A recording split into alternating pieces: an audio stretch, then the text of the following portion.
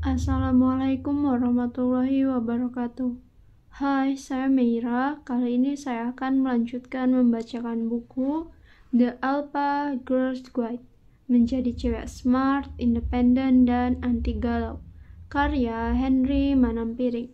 Kali ini saya akan melanjutkan membacakan bab keempat dari buku ini, yang berjudul The Alpha Lover. Ini sepertinya topik yang dinantikan paling banyak pembaca remaja. Seperti apa sih seorang alpha girl dalam urusan percintaan? Mari kita mulai dengan prinsip penting percintaan seorang alpha female. Alasan seorang alpha female menjalin relationship karena merasa bertemu orang yang tepat, bukan demi status. Ini adalah prinsip penting yang banyak dilewatkan oleh banyak perempuan, apalagi dipraktikkan. Let's be honest. Ada banyak sekali orang di sekitar kita, mungkin termasuk kita sendiri, menjalani pacaran, bahkan menikah hanya demi status punya pacar dan tidak disebut jomblo. Menjalin relationship hanya demi status tidak hanya sebuah kesalahan fatal, tetapi bisa membawa tragedi yang menyedihkan, yaitu ketika kamu sudah berada di tengah perjalanan hidup bersamanya, kamu melihat pasanganmu dan berpikir, sebenarnya ngapain saya bersama orang ini ya? Kemudian kamu terlanjur terjebak di dalam sebuah hubungan. Kalau ini terjadi di taraf pacaran, mungkin masih bisa dapat diperbaiki. Bayangkan skenario ini terjadi di dalam pernikahan, dan percayalah, pernikahan yang dilakukan hanya demi status menikah, ini banyak sekali terjadi di masyarakat kita. Jadi, jika memang merasa belum bertemu dengan orang yang tepat, seorang alpha girl tidak akan memaksakan diri memiliki hubungan hanya demi status. Bagaimana kalau diomongin orang-orang, dibilangin nggak laku?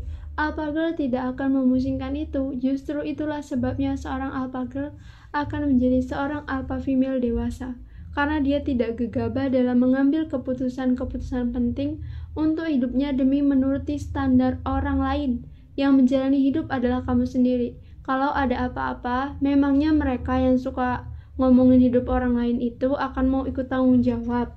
Pasti tidak gampang melakukan hal ini, apalagi di tengah-tengah pressure dari semua teman yang sudah membanggakan diri mempunyai pacar.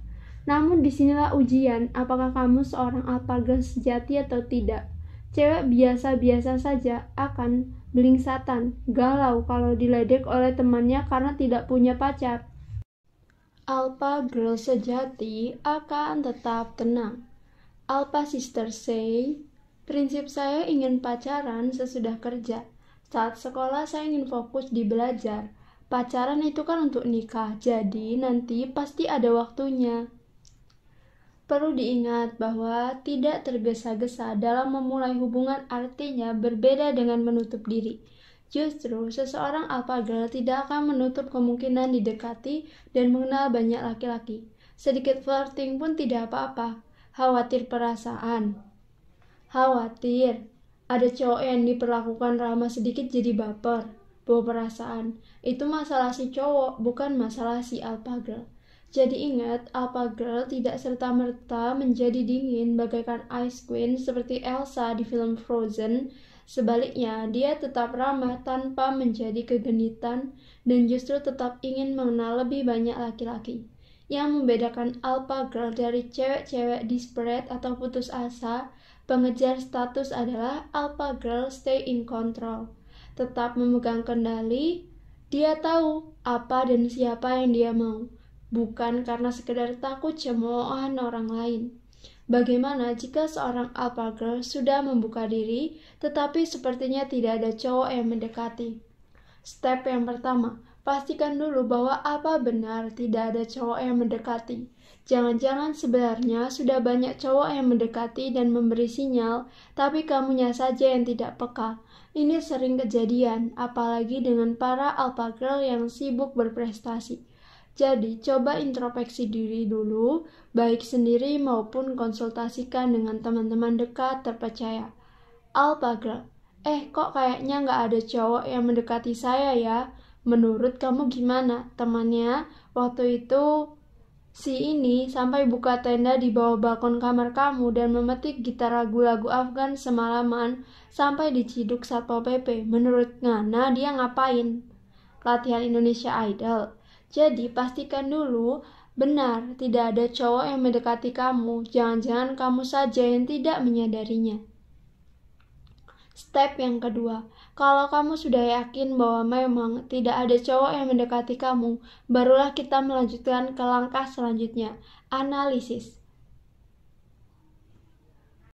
Mengapa cowok segan mendekati kamu? Analisis apa penyebabnya? Sekali lagi, analisis ini umumnya menjadi tidak objektif jika dilakukan sendiri. Kamu benar-benar perlu masukan dari teman-teman terdekatmu. Ada 2 penyebab mengapa cowok mungkin segan untuk mulai mendekati alpha girl. Faktor kualitas dan faktor perilaku buruk. Yang pertama, faktor kualitas. Cowok-cowok segan mendekati seorang alpha girl karena kualitasnya. Misal si alpha girl terkenal rajin, pintar di kelas, jago bermain musik, mahir menggunakan pedang samurai, menguasai berbagai bahasa, programming, menerima servis kompor, dan lain-lain. Cewek berkualitas tinggi seringkali membuat cowok merasa terintimidasi. Faktor perilaku buruk. Cowok menghindari si alpha girl karena dia memiliki banyak perilaku dan perangai buruk. Misalnya bersikap angkuh, kasar kepada orang lain, tutur kata yang tidak sopan, suka menggosipkan orang lain, terlalu genit kemana-mana, suka membuli. Kalau berselisih pendapat selalu menancapkan garpu ke jidat lawan bicara. Cenderung kriminal seperti mengempesi ban motor guru, dan lain-lain. Wajar kalau cewek berperilaku dan berperangai buruk dihindari oleh cowok. Alpha exercise. Coba perhatikan lingkungan pertemanan di sekelilingmu. Adakah teman cewek yang sebenarnya menurut kamu harusnya didekati banyak cowok, tetapi ternyata tidak? Kira-kira apa penyebabnya? Apakah karena dia cantik, pintar, berbakat sehingga cowok-cowok menjadi minder, atau karena dia punya tingkah laku dan perangai yang buruk? Kalau kamu menemukan bahwa alasan cowok segan mendekati kamu karena kualitasmu yang membuat mereka minder, maka kamu tidak perlu berbuat apa-apa. Ini prinsip yang sama dengan menjadi alpha student. Seorang alpha girl tidak perlu menurunkan kualitasnya hanya untuk disukai cowok. Kalau kamu belum didekati cowok, ya tidak apa-apa. Artinya memang kamu belum bertemu cowok yang sepadan. Perluas lingkup pergaulan kamu ke lingkungan yang kira-kira berisi cowok-cowok yang berkualitas juga.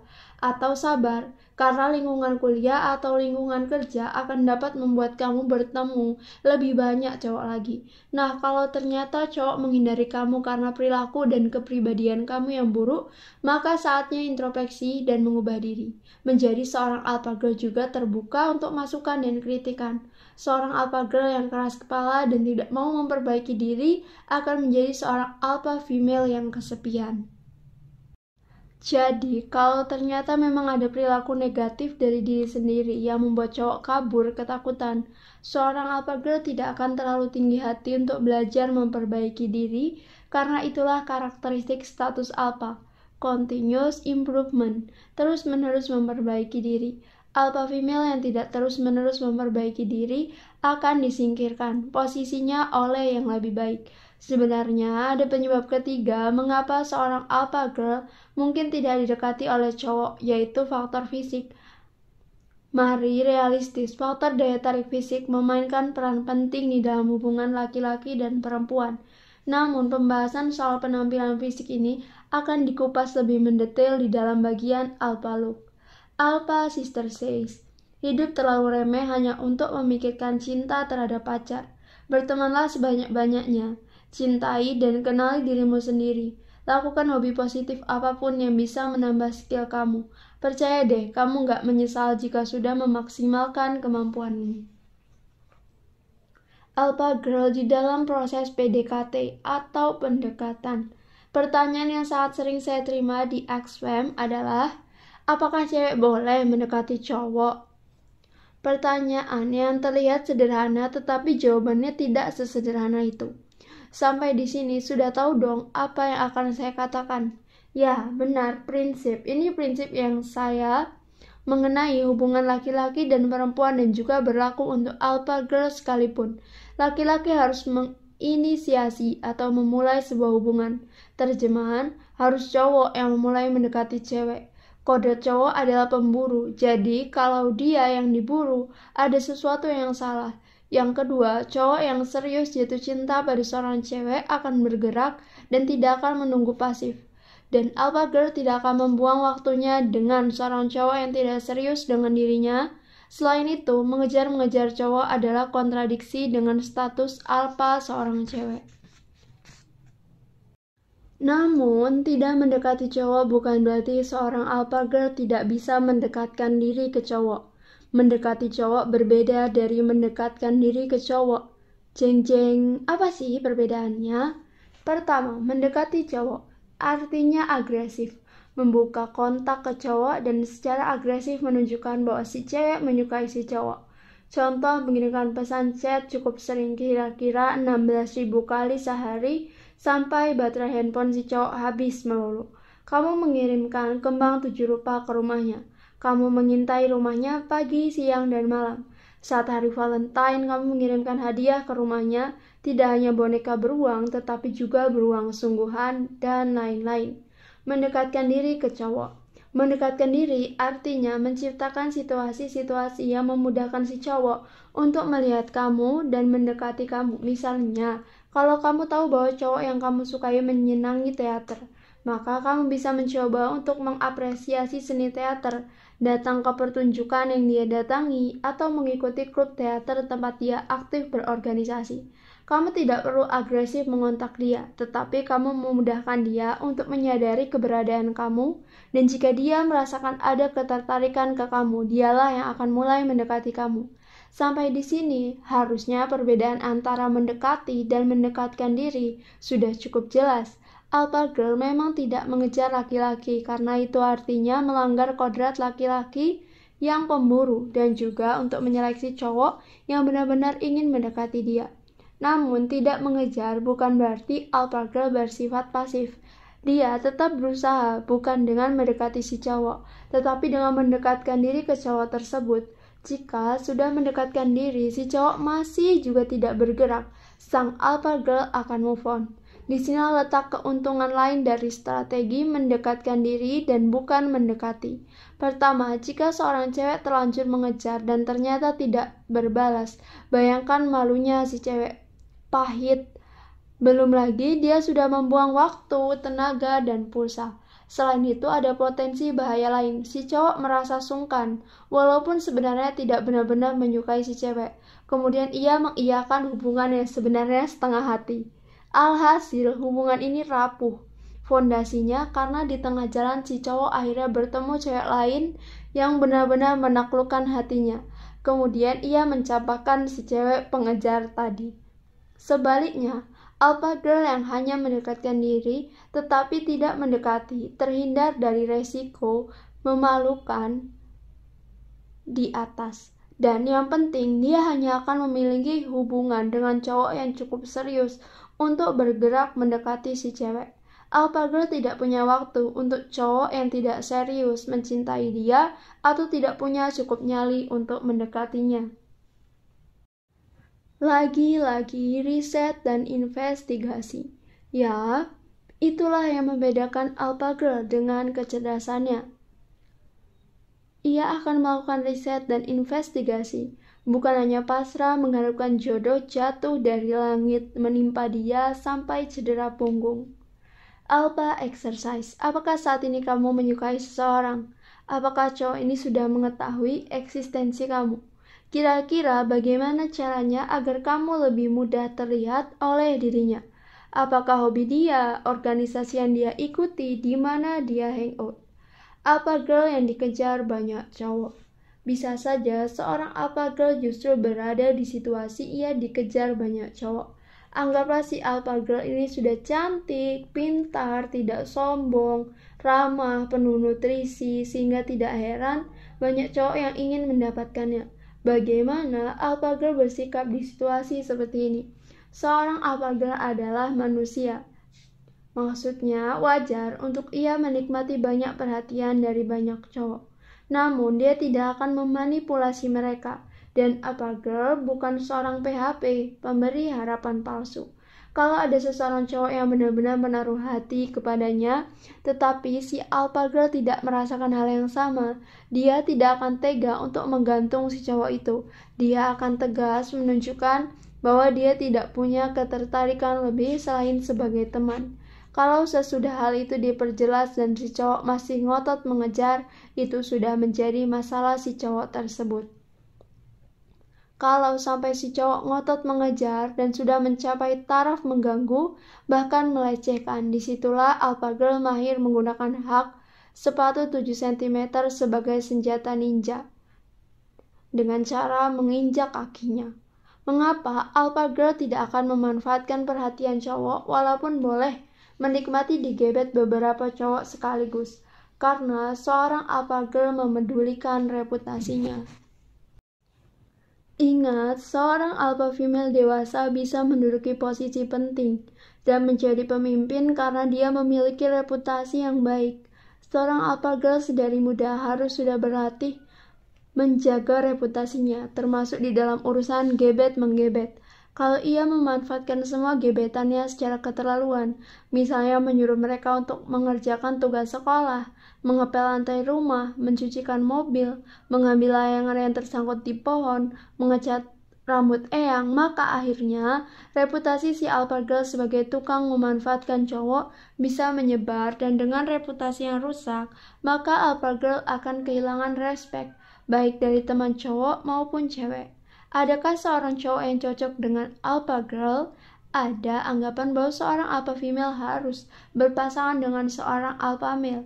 Bahkan pasangan alpha dianggap sebagai hukum alam yang harus terjadi. Di dunia fauna pun fenomena alpha pairing, alpha male kawin dengan alpha female adalah sesuatu yang lumrah terjadi. Secara instingtif pun kita merasa ini masuk akal. Seorang alpha male tentunya merasa bangga jika mendapatkan perempuan peringkat atas, dan rasanya aneh kalau seorang alpha female memilih pasangan laki-laki dengan kualitas yang lebih rendah darinya. Dunia terpesona saat melihat George Clooney, si alpha male akhirnya takluk kepada Amal Alamuddin. Kita mungkin tidak pernah mendengar nama Amal sebelum pernikahannya dengan George Clooney. Namun cukup sekilas membaca CV-nya, maka kita segera menyadari bahwa Amal Alamuddin adalah seorang alpha female sejati. Memiliki gelar master di bidang hukum dari sekolah hukum ternama di Inggris, menguasai hukum kriminal, hukum internasional sampai bidang hak asasi manusia. Salah satu kliennya sebagai pengacara adalah Julian Assange, pendiri WikiLeaks yang kontroversial, berpendidikan tinggi dan berprestasi kelas dunia, juga cantik semampai.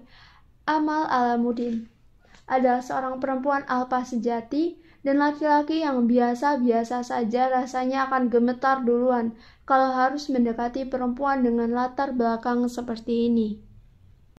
Sesudah kita mengetahui fakta soal Amal Alamuddin, rasanya para perempuan bisa ikhlas bahwa dia menjadi sosok yang merebut hati George Clooney, si bujangan ganteng. Sang alpha female mendapatkan alpha male. Walau di atas kertas pasangan alpha male alpha female terlihat masuk akal dan ideal, apakah ini adalah sebuah hal yang mutlak harus terjadi? Apakah ini sebuah hukum yang bersifat absolut? Karena dengan prinsip ini, maka seorang alpha female akan meremehkan semua laki-laki yang berusaha mendekatinya, kecuali laki-laki alpha yang sudah terbukti sukses, cerdas, keren, serta disegani dan dituruti oleh para lelaki lain. Di dalam bukunya Alpha Female Meets Her Match, penulisnya Sonia Rodgers, PhD, menawarkan perspektif lain. Menurut penelitian beliau, ketika pasangan alpha male dan alpha female menikah, justru memiliki resiko perceraian lebih tinggi. Hal ini dikarenakan pasangan alpha justru akan menciptakan kompetisi, power, dan persaingan siapa yang lebih mendominasi. Dia berkata bahwa perempuan alpha justru mempunyai peluang lebih besar membina hubungan dengan beta male, laki-laki yang tidak seambisius dan sekompetitif alpha male. Tidak masalah menjadi pengikut. Mereka tidak keberatan mengerjakan tugas rumah tangga atau mengurus anak, sesuatu yang tidak akan dilirik oleh alpha male. Dan karena beta male tidak mencari dominasi dan power, dia akan memberikan ruang itu dengan ikhlas untuk sang alpha female sehingga tidak terjadi bentrokan. Yang menarik adalah saat mengamati beberapa alpha female yang menikah di sekitar saya melihat pola yang disebutkan Sonya Roth di atas. Alpha female yang menikah memiliki suami yang tampaknya lebih santai, tidak agresif, tidak ambisius, dan tampak sangat akomodatif terhadap ambisi istrinya. Ini hanya sedikit observasi pribadi saya, dan tentunya tidak bisa dijadikan kesimpulan absolut. Konsep alpha female sebaiknya berpasangan dengan beta male di negara barat saja masih terasa agak aneh. Nah, bayangkan konsep ini diterapkan di budaya yang sangat patriarki. Bahkan terkadang male chauvinistic, seperti Indonesia, yaitu norma masyarakat menuntut laki-laki sebagai pemimpin dan harus di atas perempuan atau perempuan harus tunduk kepada laki-laki. Rasanya sebuah konsep yang sulit diterima.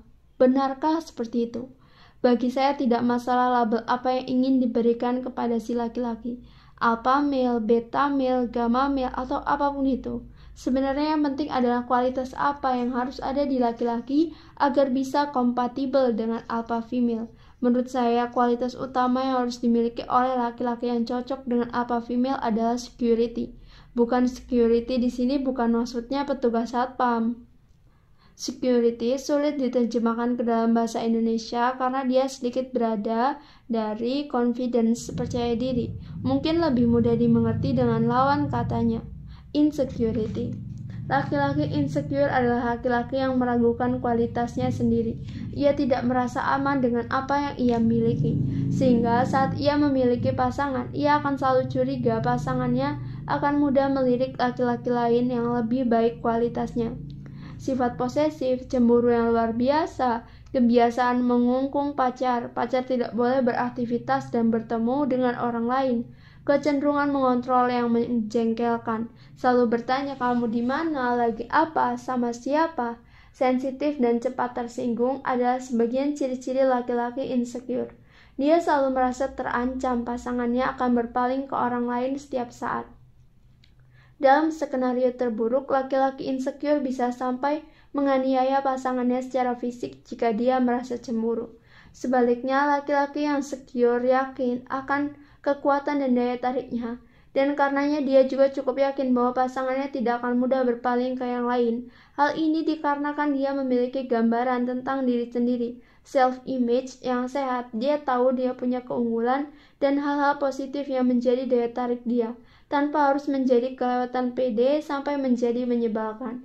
Saat dia mempunyai pasangan, pacar, atau istri, dia mengerti bahwa si perempuan tertarik padanya sehingga dia tidak mudah gelisah, bahwa si perempuan akan mudah melirik yang lain dan meninggalkannya. Bahkan, seorang laki-laki yang sangat secure dapat menghadapi kemungkinan ditinggalkan oleh pasangannya dengan lebih santai. Jika mereka punya kekurangan pun, mereka tidak berusaha menyembunyikannya. Bahkan mereka bisa menertawakan diri mereka sendiri dengan selera humor mereka. Kurang lebih monolog seorang laki-laki secure seperti ini. Gue tahu kok kenapa pacar atau istri gue suka sama gue. Jadi gue nyantai aja. Lagian kalau dia berpaling pun, ya udah, gue yakin gue bisa mendapatkan pasangan baru pengganti. Laki-laki secure memang sekilas identik dengan alpha male. Masuk akal karena seorang alpha male yang sukses memiliki prestasi dan karir yang bagus, memiliki pengaruh dan pengikut, dikagumi banyak orang, seharusnya memiliki sejuta alasan untuk merasa secure. Namun, ini bukan hal yang mutlak terjadi. Alpha male yang masih merasa insecure dengan segala kelebihannya, bahkan ironisnya di dalam beberapa kasus, rasa insecurity itulah yang memotivasi seseorang untuk terus-menerus bekerja untuk bekerja keras dan berprestasi untuk mengompensasi rasa insecure-nya. Sebaliknya, banyak sekali laki-laki non-alpha yang memiliki sense of security yang sehat. Mereka tidak perlu memiliki jajaran mobil mewah atau 10 gelar master untuk merasa bahwa diri mereka cukup punya daya tarik. Mereka cukup yakin dengan kecerdasan, selera humor, atau kepribadian mereka sendiri, dan saat mereka berpacaran atau menikah, mereka merasa cukup percaya dengan apa yang mereka punyai. Para laki-laki secure inilah yang cocok dengan alpha female, karena mereka tidak merasa terintimidasi oleh si perempuan dan juga tidak merasa selalu terancam bahwa si perempuan akan meninggalkan mereka. Laki-laki secure sangatlah menarik bagi perempuan, dan mereka bisa menerima pasangan apa adanya. Sebaliknya, laki-laki insecure bisa menjadi masalah besar dalam berhubungan dengan alpha female. Tidak hanya dia selalu merasa minder jika dibandingkan dengan perempuannya, tetapi dia juga merasa si alpha female akan segera meninggalkan dirinya jika bertemu dengan laki-laki lain yang lebih berkualitas. Alpha exercise. Lihatlah para laki-laki di sekelilingmu. Kali ini coba tidak menilai mereka dari kegantengan, pakaian, kekayaan, atau nilai rapor mereka. Coba analisis manakah yang terlihat sebagai laki-laki secure. Mereka terlihat pede dengan dirinya sendiri, comfortable in their own skin, tidak berusaha menjadi orang lain. Sebagian punya selera humor yang tinggi, bahkan tidak masalah menertawakan diri mereka sendiri. Apa pendapatmu mengenai para laki-laki secure ini? Apakah mereka bisa menjadi pasangan yang sesuai dengan alpha female? Beberapa ciri lain dari laki-laki yang cocok dengan alpha female dikutip dari tulisan Gigi Angel dalam 18 Qualities Every Alpha Female Should Look For in a Boyfriend. Pertama, dia mendukung dan turut merasa bangga atas prestasi pasangan sang alpha female. Tidak hanya merasa tidak terintimidasi, bahkan si laki-laki juga senang dengan ambisi dan pencapaian pasangannya. Dia memberi semangat saat sang alpha female sedang merasa down. Yang kedua, dia cukup jantan untuk mau meminta maaf. Dia tidak gengsi atau arogan untuk mengakui kesalahannya kepada alpha female. Yang ketiga, dia memperlakukan sang alpha female sejajar.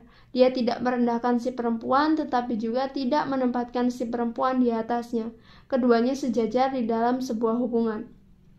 Yang terakhir, dia tidak ragu-ragu untuk menegur alpha female jika mulai menyebalkan. Ini penting karena kecenderungan alpha female untuk menjadi dominan, maka justru dia memerlukan pasangan laki-laki yang tegas dan jujur untuk memberikan feedback. Belajar memilih pasangan yang tepat sudah bisa dilatih sejak dini oleh alpha girl. Mengetahui cowok yang percaya diri dan secure juga mendukung ambisi dan potensi si alpha girl. Sang alpha girl tidak ingin membuang waktu dengan hubungan yang tidak konstruktif atau bahkan destruktif, merusak. Masa PDKT bisa menjadi kesempatan melatih menilai cowok, tidak hanya dari fisik atau kekayaannya, tetapi juga sense of security-nya. Alpha sister said, "Do not ever mention your boyfriend name in thank you part deskripsi, karena belum tentu jadi suami." Waspada cowok parasit. Alpha girl juga harus waspada terhadap cowok parasit. Cowok parasit adalah cowok yang mengincar cewek karena melihat seorang cewek sebagai sarana pemenuhan kebutuhannya. Bisa uang, transportasi gratis, makan atau minum gratis, sampai seks gratis. Ini adalah cowok-cowok yang sering berutang pada pacarnya, tetapi tidak pernah mengembalikan, selalu meminjam motor atau mobil si cewek dan tidak membelikan bensin. Atau kalau mengajak makan tidak pernah berinisiatif untuk membayari, sampai menitipkan baju untuk dibayari laundrynya oleh si cewek. Mengagetkan, percayalah cowok parasit itu banyak dan tersedia di segala umur. Bahkan sampai usia dewasa, seperti 30-an pun. Masih ada cowok parasit yang memangsa cewek-cewek yang tidak waspada. Selama ada cewek yang bodoh dan punya uang, maka cowok parasit akan selalu ada berkeliaran mencari mangsa. Sebagai catatan, parasit tidak harus melulu mengincar harta atau bensin. Ada cowok yang hanya membutuhkan ceweknya untuk membantu menyelesaikan skripsinya, karena si cewek ini pintar dalam menulis skripsi. Sesudah skripsi selesai dan si cowok lulus sidang dengan sukses, sang cewek pun dicampakkan karena masa manfaatnya sudah selesai. Skenario sebaliknya juga banyak sih, si cewek memanfaatkan si cowok untuk membantu lulus kuliah. Mengapa mengenali cowok parasit membutuhkan ketelitian ekstra? Karena cowok-cowok jenis ini bisa tampil sangat percaya diri, mempesona dan tampak sangat secure dengan dirinya. Mereka memanfaatkan rasa insecurity cewek yang merasa kesepian dan akan berbuat apapun demi sekedar memiliki pacar. Seringkali para cewek korban ini tidak pandai membedakan apakah mereka mendapatkan cinta sejati atau sebenarnya cinta berpamrih dari cowok parasit, yaitu seorang cewek mendapat status dan perhatian semu sepanjang ada manfaat finansial atau manfaat lain yang bisa didapat darinya. Alpha girl yang cerdas akan waspada terhadap bahayanya cowok parasit. Hal ini bukan berarti seorang alpha girl harus bawaannya curigaan terus-terusan, seperti satpam toko baju saat lagi sale. Namun, saat seorang cowok tampak memberi perhatian lebih yang membuat hati berbunga-bunga, sang alpha girl tidak mudah terlena. Dia harus tetap bertanya, apa alasan sesungguhnya cowok ini mendekati saya? Benarkah cowok ini tertarik kepada saya? Ataukah dia tertarik kepada materi dan harta yang saya miliki? Semakin dini alpha girl bisa mendeteksi hal-hal ini, semakin baik karena mengurangi resiko kerugian yang lebih besar, baik kerugian material maupun emosional. Alpha girl saat dating. Suatu hari, kamu mendapati cowok yang ingin mendekati kamu dan kamu pun ada ketertarikan untuk mengenal si cowok ini lebih lanjut. Umumnya, si cowok akan mengajak kamu untuk dating atau pergi berdua. Apa yang akan kamu lakukan saat berada dalam posisi ini? Nah, ada beberapa tips untuk alpha girl agar dapat melakukan dating ataupun kencan yang bermutu. Dijemput atau tidak? Umumnya, kalian para cewek tentu mengharapkan si cowok akan menjemputmu, dan ini wajar saja. Namun, ada perspektif lain yang berkata bahwa untuk kencan pertama, sebaiknya kalian berangkat sendiri-sendiri dan bertemu di tempat tujuan. Metode ini khususnya bermanfaat jika kamu belum terlalu mengenal si cowok. Kamu belum tahu cowok ini benar-benar baik atau psycho, sehingga ada baiknya tidak membiarkan si cowok tahu tempat tinggal kamu sebelum kamu yakin dia bukan pembunuh serial. Setelah kalian bertemu, mengobrol, dan kira-kira kamu merasa dia tidak aneh-aneh, barulah kamu memutuskan apakah dia boleh mengantar atau menjemputmu. Sebaliknya, saat sesudah bertemu dan kamu merasa tidak nyaman, dengan mudah kamu bisa meminta pulang sendiri atau beralasan hendak lanjut ke acara teman. Untuk kencan pertama, sebaiknya kamu milih waktu siang atau sore. Jadi jika ternyata harus pulang sendiri, kamu tidak perlu pulang larut malam sendirian. Itulah keuntungan metode bertemu di tempat kencan. Selain itu, pilihlah tempat kencan yang ramai untuk mengurangi resiko kriminal. Beberapa cewek menyiapkan prosedur emergency call atau panggilan darurat dalam keadaan terpaksa ketika si pasangan kencan ini ternyata sangat menyebalkan atau juga membosankan. Caranya, sebelum kencan, kamu harus sudah membuat janji dengan sahabat terdekat kamu untuk siap menelpon kamu saat menerima kode singkat, misalnya miss call atau SMS singkat tolong. Kalau di tengah kencan kamu merasa lebih baik menelan kodok hidup-hidup daripada menghabiskan waktu lebih lama lagi dengan cowok itu, kamu bisa mengirim pesan singkat kepada sahabat kamu. Kemudian, sahabat kamu menelpon kamu. Saat mengangkat telepon, buat kesan seolah-olah sahabat kamu dalam keadaan darurat untuk alasan apapun, misalnya kucingnya kejang-kejang, mantannya berubah menjadi kadal, atau yang lain, dan bahwa kamu harus mengakhiri kencan itu untuk mengunjungi sahabatmu. Walaupun teknik di atas bisa efektif untuk menyelamatkan diri dari situasi kencan yang sangat tidak menyenangkan, saya pribadi sangat tidak merekomendasikan. Pertama, ada tindakan bohong di sini. Kedua, tanpa akting yang bagus akan sangat terlihat bahwa ini hanya pura-pura, dan sang cowok yang bisa melihat trik ini akan kehilangan respek sama sekali terhadap kamu. Jika si cowok sudah berkelakuan yang tidak menyenangkan, kurang ajar, sombong, tidak sopan, dan lain-lain, maka alpha girl bisa memutuskan untuk mengakhiri kencan itu. Tetap dengan cara yang baik-baik, tidak perlu berbohong atau akting, cukup dengan sopan menyampaikan bahwa kamu berterima kasih untuk acara tersebut dan sudah saatnya kamu pulang. Namun jika kamu dijemput, pergunakan kesempatan ini untuk memperhatikan apakah si cowok memiliki perilaku yang sopan dan memperlakukan perempuan dengan hormat. Jika kamu masih tinggal dengan orang tua, apakah dia tampak bersemangat untuk bertemu dengan orang tua kamu dan bercakap-cakap sebentar dengan mereka? Apakah dia tampak percaya diri saat menghadapi orang tua kamu? Apakah dia pamit kepada mereka saat pergi dan juga pamit saat nanti pulang? Bagaimana si cowok memperlakukan kamu? Apakah dia memperlakukan kamu dengan baik? Jika dia naik mobil, apakah dia membukakan pintu untukmu? Apakah dia memperhatikan keselamatan kamu selama di perjalanan? Karena seorang alpha girl akan memperhatikan apakah si cowok menunjukkan sikap seorang gentleman. Apakah seorang alpha girl boleh diperlakukan sebagai seorang lady? Mungkin kalian berpikir bahwa dibukakan pintu mobil atau pintu gedung adalah tanda kelemahan. Kan cewek strong, masa dibukain pintu? Saya bisa buka pintu sendiri. Menurut saya, gerakan kesejajaran perempuan seringkali disalah kaprahkan menjadi menyamakan laki-laki dan perempuan. Sejajar tidak menghilangkan perbedaan. Laki-laki dan perempuan bisa sejajar dalam perbedaan, dan seorang perempuan tetaplah ingin diperlakukan sebagai seorang lady, dan itu bukan tanda kelemahan. Diperlakukan dengan baik, dibukakan pintu, diperhatikan, kenyamanan dan keselamatannya adalah keinginan semua wanita, dan bukan tanda kelemahan. Dating with knowledge. Kencan harusnya membawa pengetahuan, bukan pengetahuan di sini bukan artinya si cowok dan si cewek harus sama-sama membawa buku pelajaran, kemudian berdiskusi. Karena ini namanya tugas kelompok, bukan kencan lagi. Maksudnya adalah kencan harus menambah pengetahuan tentang si orang tersebut. Tentunya kencan harus have fun, tetapi jangan lupakan bahwa kamu harus mengenal orang tersebut dengan lebih baik. Untuk kencan pertama, biasanya saya tidak menganjurkan menonton bioskop saja, sekedar nonton kemudian pulang, karena menonton adalah kegiatan pasif dan tidak ada interaksi. Sebaiknya kencan pertama memang sekedar nongkrong sambil minum kopi dan mengobrol. Jika menonton pun bisa dilanjutkan dengan mengobrol. Tujuannya saling melihat apakah ada kecocokan secara chemistry, juga untuk mengenal lebih lanjut si cowok. Apakah dia menyenangkan sebagai teman bicara? Apakah dia terlihat memiliki karakter yang cocok dengan kamu? Apakah dia memiliki passion seru dan lain-lain?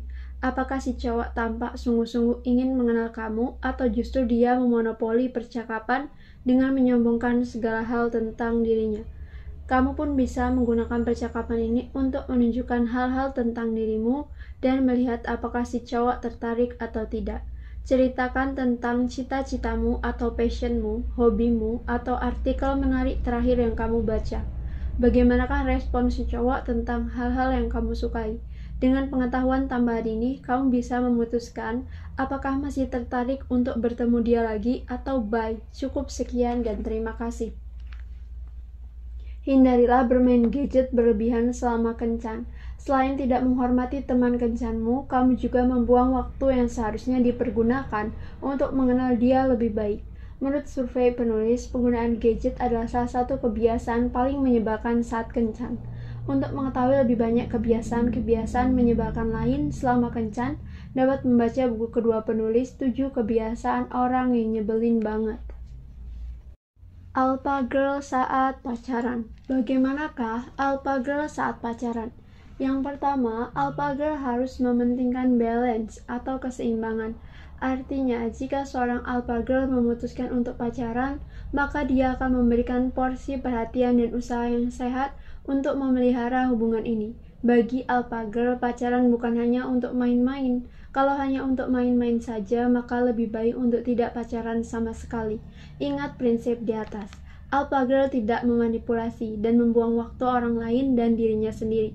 Balance juga berkaitan dengan peran lain sang Alpha Girl. Jika ia masih menjadi pelajar atau mahasiswi, maka pacaran tidak boleh sampai mengorbankan tanggung jawabnya untuk belajar dengan sungguh-sungguh. Apalagi jika seorang Alpha Girl masih bersekolah atau kuliah, ditanggung oleh orang tua, maka dia juga memiliki tanggung jawab kepada pihak sponsornya tersebut. Jadi, walaupun seorang Alpha Girl pacaran, dia tidak akan membiarkan sekolahnya menjadi terbengkalai. Jika dia merasa tidak sanggup melakukan keduanya, maka sang Alpha Girl akan memprioritaskan sekolahnya. Di dalam pacaran, Alpha Girl sudah menerapkan prinsip mutual respect. Artinya, saling respect dan menghormati dua arah. Dia menghormati dan menghargai pacarnya, maka dia pun berhak menuntut hal yang sama. Prinsip saling menghormati dan menghargai sangat penting dijunjung karena memiliki konsekuensi dalam banyak aspek pacaran. Abusive relationship tidak boleh ditolerir sama sekali. Question: Om, pacarku tuh sering banget bilang goblok, tolol, dan sebagainya ke depan muka aku langsung. Kata dia bercanda, tapi aku gak suka bercandaan kasar gitu. Biasanya abis itu dia minta maaf dan bilang gak bakal ngulang, tapi besoknya pasti diulangin lagi. Menurut Om, aku yang terlalu sensitif atau gimana ya Om? Pertanyaan serupa banyak saya terima di Axfam. Ternyata banyak perempuan muda yang memiliki pacar berperilaku abusive. Perilaku abusive ini bisa berbentuk kata-kata verbal abuse seperti memaki-maki si cewek dengan kata-kata kasar atau kotor, sampai berupa tindakan fisik atau physical abuse seperti menampar, menjambak, bahkan menonjok si cewek. Mohon nasihat saya yang kali ini benar-benar didengarkan. Alpha Girl tidak mentolerir perilaku abusif sama sekali. Dalam bentuk apapun, baik verbal, apalagi fisik, perilaku abusif tidak bisa diterima sama sekali. Seorang Alpha Girl itu punya self-respect, dia menghargai dirinya sendiri. Dan bentuk dari menghargai diri sendiri adalah tidak membiarkan orang lain melecehkan dan mengabuse dirinya. Betapa sedihnya orang tua seandainya mendapati putri mereka mendapat perilakuan buruk dari pacarnya. Tidak menolerir pacar abusif juga bagian dari menghormati orang tua yang sudah melahirkan dan membesarkan kita. Selain itu, perilaku abusif bisa dikatakan sudah menjurus ke perbuatan kriminal dan bisa dituntut secara hukum. Alpha Girl menolak menjadi victim ataupun korban bagi para cowok kriminal ini.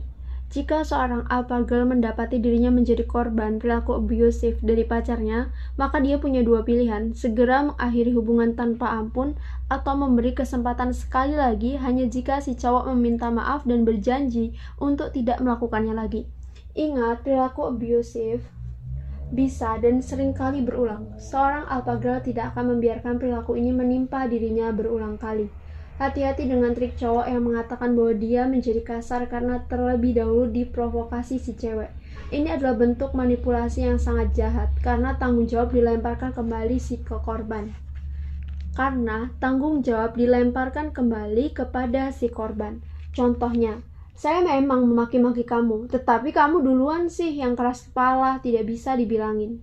Saya menampar kamu karena kamu duluan yang genit membalas chattingan mantan. Saya menghantamkan kepala kamu ke tembok supaya kamu berhenti menjerit marah-marah kayak orang gila. Perhatikan pola si pelaku abusif. Merasa bisa membenarkan atau menjustifikasi perbuatannya karena kesalahan yang dilakukan si cewek terlebih dahulu. Situasi dibalik, seolah-olah dia yang menjadi korban dari tingkah laku kamu duluan. Alpha Girl menolak bentuk pembelaan pengecut seperti ini. Ingat, tindakan abusif tidak bisa ditolerir sedikitpun. Bahkan dalam situasi yang mungkin kamu memang berbuat salah, tak ada alasan apapun untuk menolerir makian dan kata-kata kasar, bahkan serangan fisik sebagai pembalasan. Alpha Girl harus berhati-hati dengan cowok yang punya masalah kejiwaan. Perilaku abusif bisa menjadi satu pertanda kondisi kejiwaan serius yang harus ditangani oleh ahli kejiwaan profesional. Jika terbukti bahwa si cowok memang menderita kondisi kejiwaan, saya menyarankan Alpha Girl untuk mengakhiri dulu hubungan sampai dia terbukti sembuh. Jangan mencari alasan mulia, hendak berada terus di sisinya untuk kesembuhannya. Prinsip menghormati diri sendiri tetap berlaku, bahkan jika si cowok menderita kondisi kejiwaan sekalipun. Selain alasan menghormati diri sendiri, memutuskan hubungan sampai dia sembuh juga penting untuk melindungi kamu sendiri, apalagi jika perilaku abusif ini sudah berupa penganiayaan fisik. Korban penganiayaan fisik bisa menderita cedera serius bahkan kehilangan nyawanya. Tahun 2019, saya berkesempatan melakukan penelitian di antara para istri korban kekerasan dalam rumah tangga atau KDRT. Saat saya bertanya pesan apakah yang bisa mereka berikan bagi teman-teman yang belum menikah, mereka mengatakan agar bisa mendeteksi potensi pelaku KDRT sedini mungkin.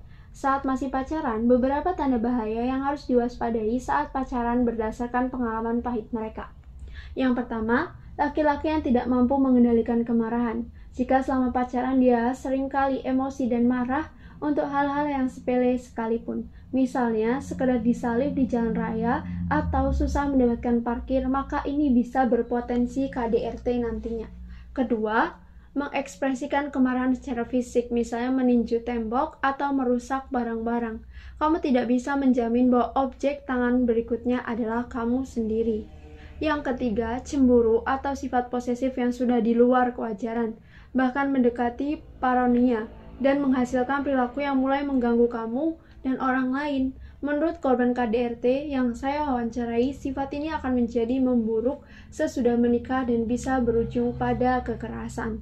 Jika kamu terjerat di dalam hubungan abusif yang berulang dan kamu tidak bisa melepaskan diri, bisa jadi masalahnya ada di kamu juga. Ada banyak kasus perempuan korban perilaku abusif menjadi tergantung pada si laki-laki. Walaupun sudah sampai babak belur, kalau kamu sudah ada di kondisi ini atau kamu mengetahui temanmu yang seperti itu, segera cari pertolongan ahli, psikolog, ataupun konselor. Kalau perlu, laporkan ke orang tua, dan jika sudah sangat mengkhawatirkan, laporkan ke polisi.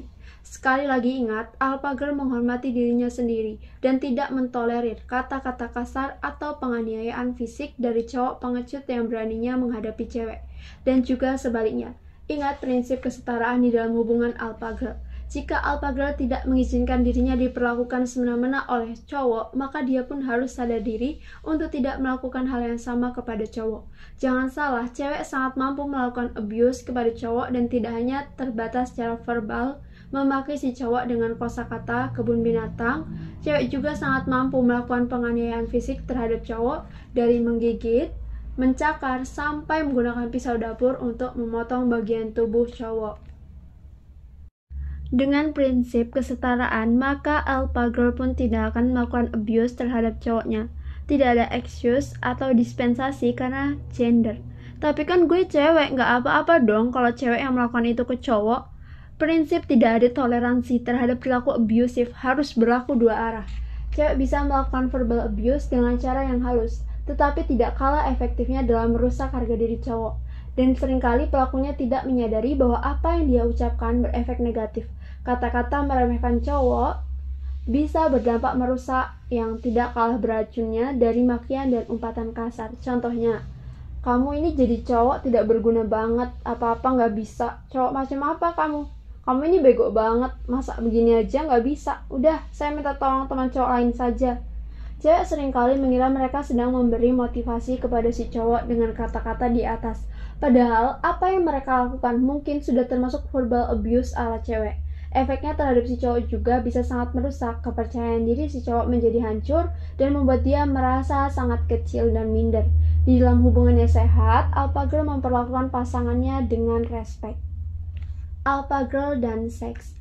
Oke, beberapa catatan penting terlebih dahulu. Pertama, buku ini bukan pendidikan seks, karena untuk itu perlu pembahasan lebih mendetail dan saya bukan ahlinya. Kedua, buku ini tidak akan membahas benar atau tidaknya hubungan seks pranikah, karena itu bukan wewenang saya. Untuk mengetahui soal benar atau salah, sebaiknya pembaca berkonsultasi pada ahlinya, baik itu dokter atau pemuka agama. Yang bisa saya sampaikan di sini adalah setiap pilihan kamu menyangkut seks mengandung konsekuensi. Jangan gegabah dalam bertindak jika kamu tidak tahu konsekuensinya. Jadi yang akan dibahas di sini adalah attitude alpha girl terhadap beberapa hal yang berkaitan dengan seks yang merujuk pada pertanyaan-pertanyaan yang saya terima di Axfam. Soal mengirimkan foto bugil diri sendiri ke pacar. Question, aku pernah kirim foto bugilku ke pacarku. Aku sekarang nyesel, soalnya sekarang kita udah putus.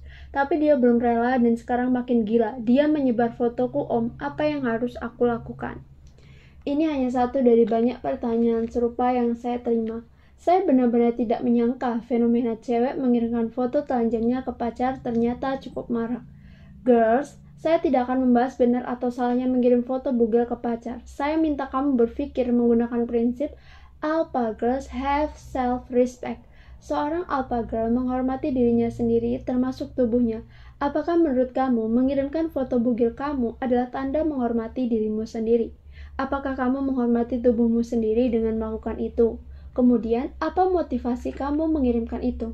Hampir kebanyakan alasan saya terima adalah karena diminta pacar. Apakah permintaan pacar yang seperti ini termasuk menghargai dan menghormati kamu? Seorang alpha girl akan mencium aroma busuk permintaan tidak senonoh yang dibungkus dengan kata cinta atau sayang. Kalau kamu beneran cinta atau sayang sama aku, kirimin aku foto telanjang kamu dong. Seorang alpha girl punya kecerdasan untuk bisa membedakan antara cinta dan sekedar nafsu birahi. Apa hubungannya kualitas cinta dengan mengirimkan foto bugil? Hanya cewek yang benar-benar bodoh yang bisa disuruh-suruh oleh cowok-cowok tak bertanggung jawab ini. Saya bahkan pernah diberitahu bahwa seringkali cowok-cowok yang mendapatkan foto bugil pacarnya kemudian saling berbagi di grup chatting teman-temannya WhatsApp ataupun Line.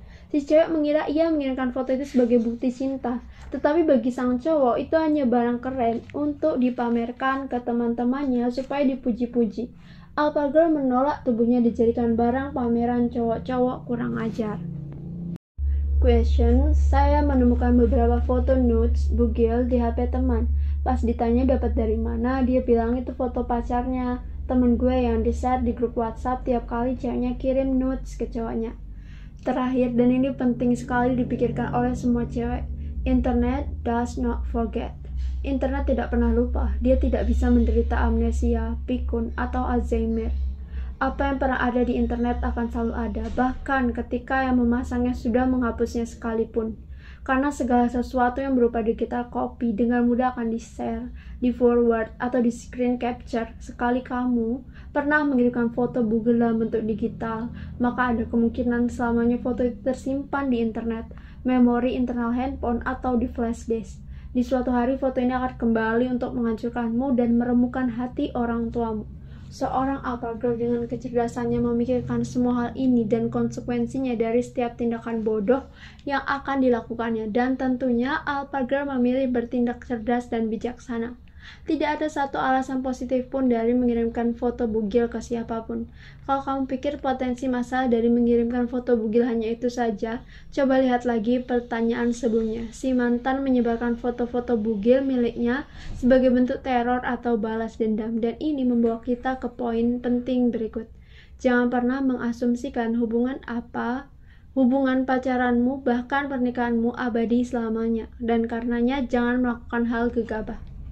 Pacaran bisa putus, menikah bisa bercerai. Kalau kamu mengirimkan foto bugilmu saat pacaran atau bahkan sesudah menikah sekalipun, jangan menangis ketika hubungan berakhir dan mantan kamu memegang foto-foto bugilmu. Jika hubunganmu berakhir dengan tidak baik, dan biasanya seperti itu, maka mantan kamu yang sakit hati bisa menggunakannya sebagai alat balas dendam atau pemerasan. Dan ini sudah sering terjadi. Alpha girl menolak mengirimkan foto bugilnya ke pacar dan bahkan suami sekalipun karena dia tidak mengasumsikan semua hubungan akan abadi selamanya. Dan selama ada resiko hubungan akan berakhir, alpha girl tidak akan memberikan barang atau foto yang bisa digunakan untuk merusak reputasi dirinya nanti. Dia berpikir jauh ke depan dan membayangkan berbagai skenario hidupnya termasuk skenario terburuk. Dan bahkan, kalau kamu bertemu pacar yang setia yang kemudian menjamin menikahimu sampai maut memisahkan, tetap saja masih ada alasan untuk tidak mengirimkan foto bugil. Saya mendapat cerita tentang si cewek mengirimkan foto bugil ke handphone pacarnya, kemudian handphonenya pacarnya rusak. Apa yang terjadi? Saat handphone diservis, teknisi yang memperbaikinya menemukan foto-foto itu, kemudian dia mengkopinya dan menyebarkannya kepada teman-temannya. Foto bugil yang beredar ini akhirnya sampai ke pihak kampus tempat si cewek kuliah, dan si cewek malang tapi bodoh ini pun diskors.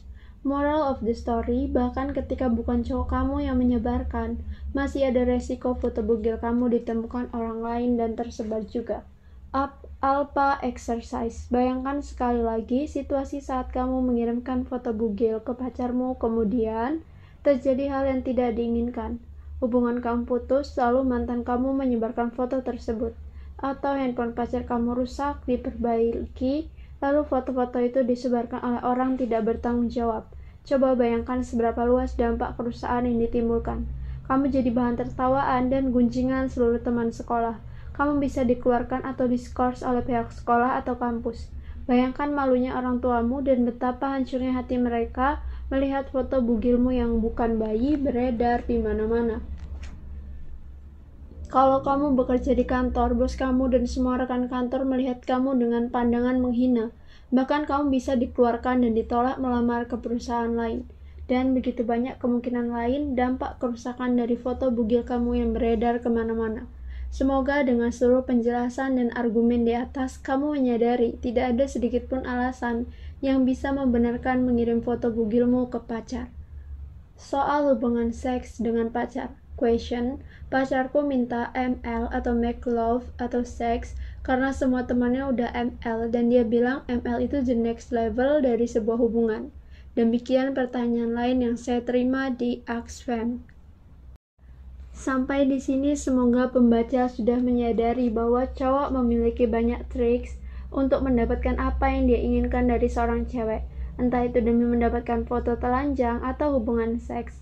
Cowok seringkali pandai meracik alasan demi cinta, sayang, atau hubungan, dan lain-lain, dan Alpha Girl tidak mudah terbujuk dengan taktik picisan seperti ini.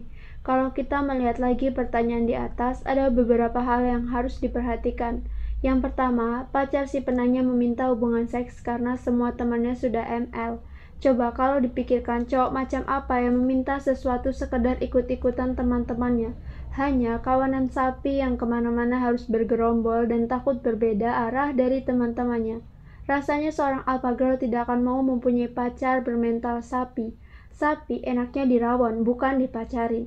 Yang kedua, perhatikan kebohongan ML itu the next level dari sebuah hubungan.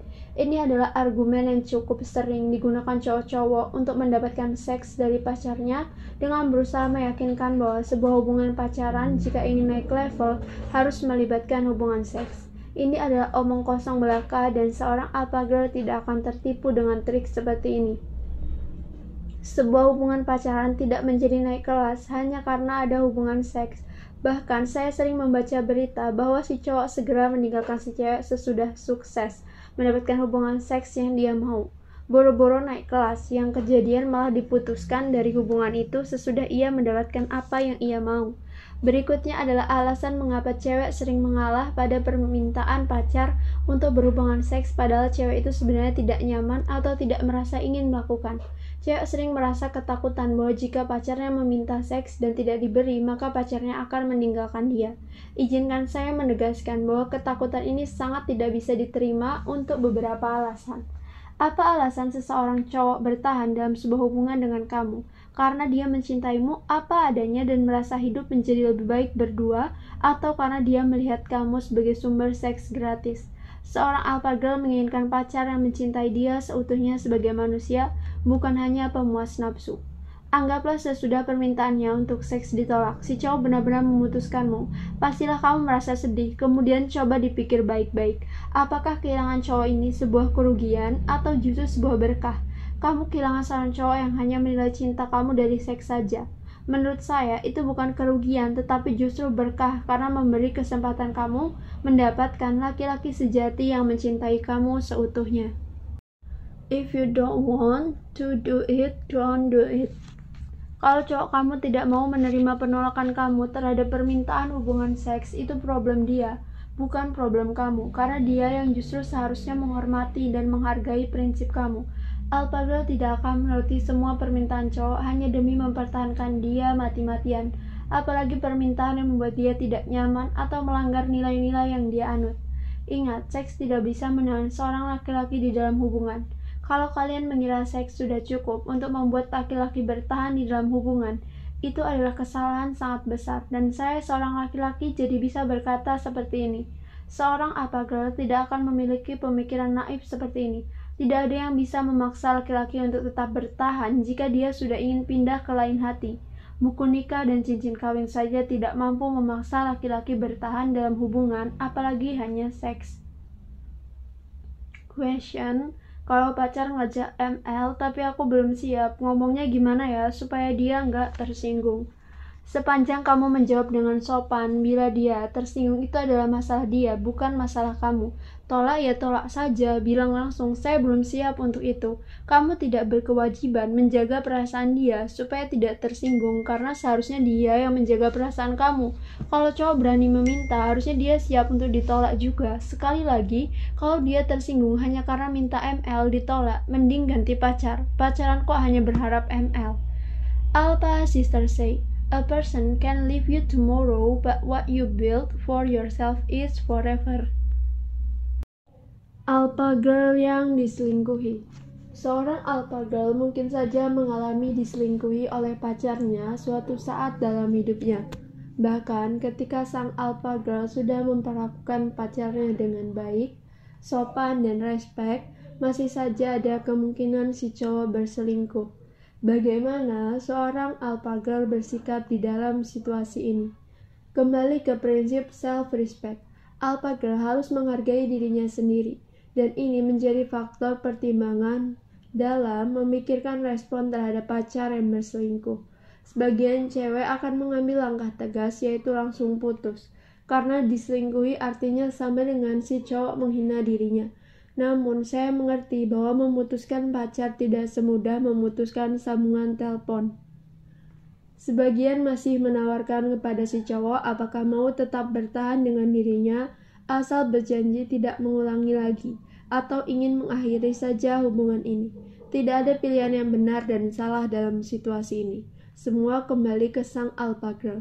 Bagaimana dia menafsirkan prinsip self-respect. Kalau kamu menjadi korban pacar selingkuh kambuhan, maka kemungkinan besar ada yang salah dengan kamu. Mengapa kamu mentolerir perilaku seperti itu? Menyikapi orang ketiga. Saya punya pandangan yang tidak umum menyangkut orang ketiga. Dalam kasus perselingkuhan, orang ketiga tidak pernah salah. Ya, silahkan dibaca lagi. Pasti banyak pembaca yang terkejut dengan statement ini. Dan mungkin kamu juga. Kamu tidak salah baca. Orang ketiga tidak pernah dan tidak boleh disalahkan dalam kasus perselingkuhan. Saya jelaskan logikanya. Hubungan asmara, romantic relationship terjadi antara dua pihak, si A dan si B. Hubungan dimulai ketika A dan B bersama-sama sepakat untuk membangun sebuah hubungan. Pertanyaan, siapa yang bertanggung jawab menjaga dan memelihara hubungan tersebut? Ayo dong, jawabannya jelaskan. Yang jelas bertanggung jawab terhadap kelangsungan sebuah hubungan, ya kedua pihak di dalam hubungan tersebut. Jadi, jika hubungan tersebut retak, siapa yang seharusnya bertanggung jawab? Masa tiba-tiba orang ketiga yang berada di luar hubungan tersebut? Tetapi kan tidak ada perselingkuhan kalau tidak ada pihak ketiga yang menggoda, jerit kamu. Coba dipikirkan dengan kepala dingin, apakah ada perselingkuhan di bawah ancaman pistol? Ingat, kalau cowok kamu berselingkuh, itu dilakukan dengan sukarela atas pilihan dia sendiri. Bahkan jika ada orang ketiga yang menggoda dia, hanya bisa melakukan sebatas itu saja, menggoda, yang bisa memberi respon kepada si penggoda dan menyebabkan perselingkuhan terjadi masih cowok kamu. Sampai di sini seharusnya argumen bahwa orang ketiga tidak pernah salah dalam perselingkuhan sudah cukup solid.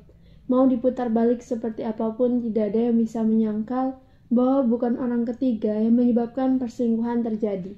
Dia bisa menggoda habis-habisan, tetapi kalau cowok kamu kokoh bagai Arjuna yang bersemedi dan bergeming digoda para bidadari, ya perselingkuhan tidak akan pernah terjadi.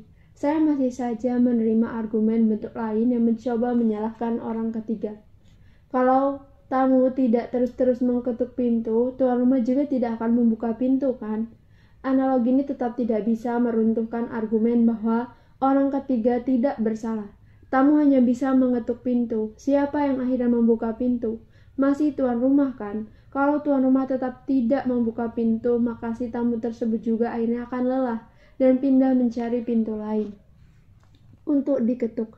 Kecuali kalau si tamu mengeluarkan shotgun dan mengancam buka pintu atau saya tembak. Artinya status tamu berubah menjadi rampok. Bahkan analogi ini bisa saya balikan. Harusnya kita bertanya mengapa ada tamu yang betah terus-menerus mengetuk pintu di luar.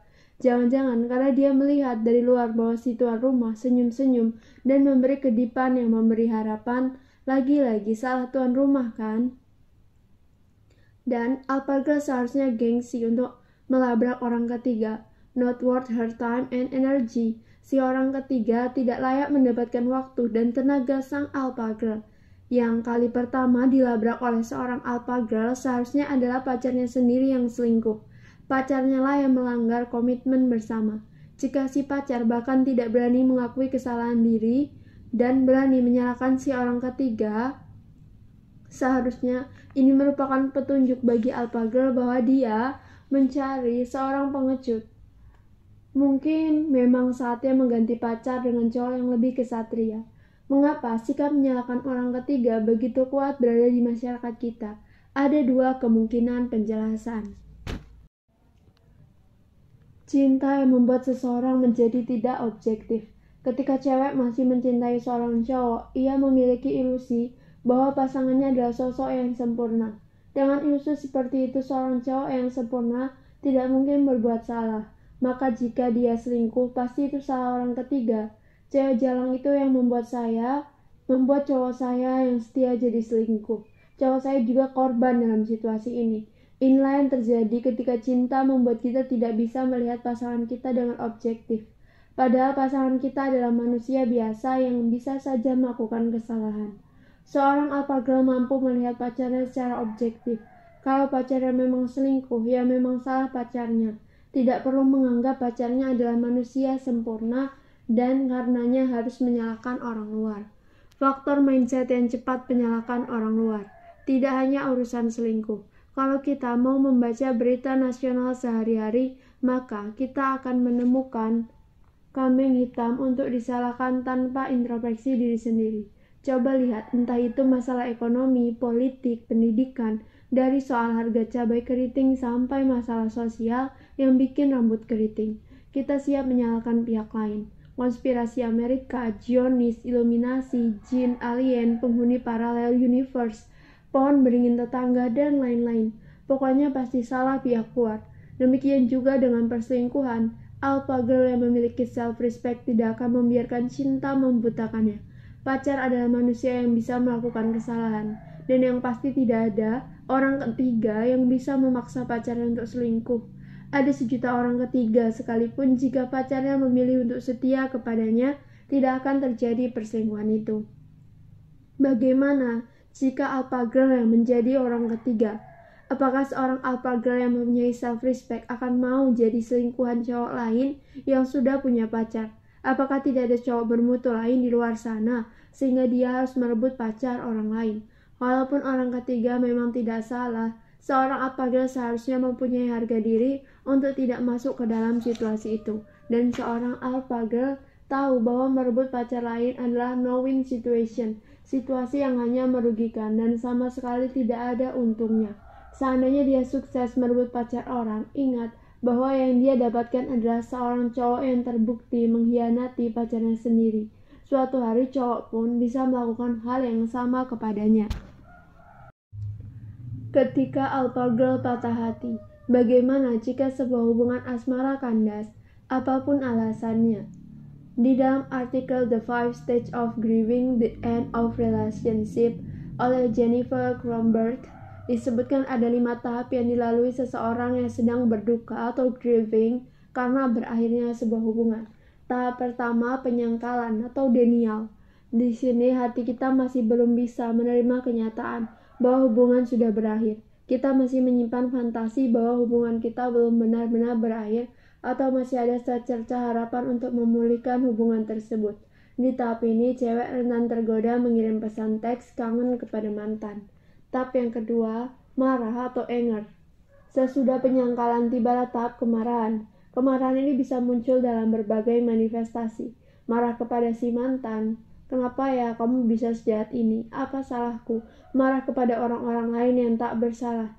Misalnya kepada si mbak, karena kamu salah menyetrika daster saya, makanya saya diputusin. Marah kepada teman-temanmu yang masih berteman dengan mantan. Kalian semua memihak mantanku. Kalian jahat. Di fase ini rasanya kita ingin marah kepada semua orang dan ingin mengirim pesan teks memaki-maki ke mantan kita. Alpha Sister says, everyone has their own pace in life, be it in study, love, or career. If you see someone is ahead on you in any aspect, it's okay. Don't rush things that make you feel you lose yourself or identity. Remember that everyone's life goal is ticking different. Never lose yourself. Tahap 3. Tawar-menawar. Bargaining. Tahap ini terkadang terjadi bersamaan dengan penyangkalan. Pada tahap ini, si cewek berusaha mencoba lagi untuk mengembalikan hubungan tersebut. Bisa dengan mengemis dan memberi janji-janji. Saya berjanji tidak akan mengecat rambut saya kuning lagi seumur hidupku. Dengan ancaman kita balikan atau saya akan minum boba sampai overdosis. Pemerasan emosional, blackmail, sejak kita putus semua ikan mas papaku mati. Sampai menggunakan kekuatan supranatural seperti menghubungi Ki bodoh banget dan berkonsultasi tarot. Bahkan ada yang sampai mengerahkan teman dan keluarga dari mantan dan diri sendiri untuk memaksa mantan tanpa atau dengan kekerasan untuk balikan. Tahap 4, depresi atau depression. Hidup sudah tidak ada rasanya, bahkan Indomie goreng favorit pun terasa hambar. Semua cowok ganteng bagaikan tidak ada rasanya. Kamu merasa dunia sudah berakhir dan tidak ada lagi masa depan. Tahap yang kelima, penerimaan, acceptance. Inilah tahap terakhir saat kamu akhirnya berdamai dengan keadaan dan dapat menerima kehilanganmu akan dia. Tahap ini memang tidak terjadi secara instan, tetapi secara bertahap. Penerimaan artinya belajar melepaskan atau letting go dari hubungan yang telah berakhir, lalu mulai move on dengan hidup. Jika rasanya tahap ini tidak berkunjung datang, mungkin karena kamu masih nyangkut di tahap sebelumnya di atas. Mengapa seorang alpha girl perlu mengerti tentang tahapan berduka di atas? Agar dia bisa mengerti bahwa situasi jungkir balik emosional yang sedang dirasakannya sehabis putus cinta adalah normal. Selain itu, mengerti berbagai tahapan di atas juga bisa membantu menahan diri dari melakukan hal-hal yang gegabah seperti mengirim pesan teks pukul 2 pagi kepada mantan. Kalau kamu lebih mengerti apa yang sedang kamu alami, kamu juga bisa lebih bijak dalam mengatur diri sendiri. Selain itu, sang alpha girl juga mengerti bahwa proses move on itu memang memerlukan waktu, bahwa tidak ada proses pemulihan dari berakhirnya hubungan yang terjadi instan.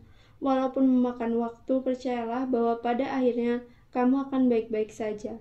Bahkan, sebagian alpha girl bisa menggunakan pengalaman patah hatinya menjadi inspirasi lagu seperti Taylor Swift. Mungkin kamu bisa mengubah kisah mantanmu menjadi karya seni yang bisa menghasilkan uang seperti lagu, buku, berbagai kerajinan patung, tenun, anyaman, dan lain-lain.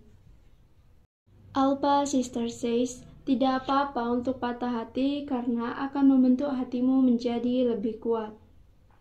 The bigger picture. Bagi alpha female, kehidupan asmara adalah bagian yang penting dalam hidup. Tetapi bukan yang terpenting sampai mendominasi segala-galanya. Inilah yang membedakan alpha female dengan banyak perempuan lainnya, yaitu percintaan bukan satu-satunya yang terpenting di dalam hidup. Sang alpha girl punya banyak hal lain di dalam hidup yang lebih penting, seperti sekolah, kuliah, karir, teman-teman, aktivitas-aktivitas hobinya, keluarga, dan banyak lagi. Dan ini mungkin juga penyebab mengapa alpha girl umumnya lebih cepat pulih dari patah hati, karena hidupnya seru, dengan begitu banyak hal dan tidak didominasi oleh soal relationship melulu. Semakin banyak passion, hobi, dan aktivitas yang ada dalam hidup seorang cewek, semakin mudah dia mengalihkan perhatian dari patah hatinya. Bandingkan dengan cewek yang tidak mementingkan hal lain dalam hidupnya selain pacaran. Ketika hubungannya berakhir, tidak ada hal lain dalam hidupnya yang bisa membantu mengalihkan perhatian, dan akhirnya patah hati terasa lebih parah juga lama. Alpha exercise. Saat kamu mengalami patah hati, coba jangan mengurung diri di kamar dan memutar lagu-lagu Raisa dan Afgan, karena artinya kamu semakin membiarkan hubungan kamu mendominasi ruang lingkup keseharianmu. Salah satu taktik mempercepat pemulihan patah hati adalah distraction atau pengalihan perhatian. Isi hari-harimu dengan kegiatan yang mengalihkan perhatian, ikut organisasi, bergabung dengan komunitas, menekuni hobi, traveling, membantu bisnis orang tua, pokoknya apapun itu yang bisa memperkecil porsi perhatianmu atas hubunganmu yang gagal. Taktik ini tidak akan sekejap membuat kamu lupa akan mantan atau berhenti mendengarkan lagu-lagu Raisa dan Afgan, tetapi minimal memecah energi dan perhatian kamu ke berbagai hal. Soal pernikahan. Pernikahan adalah keputusan penting dalam hidup dan alpha female tidak main-main ketika memutuskan untuk menikah.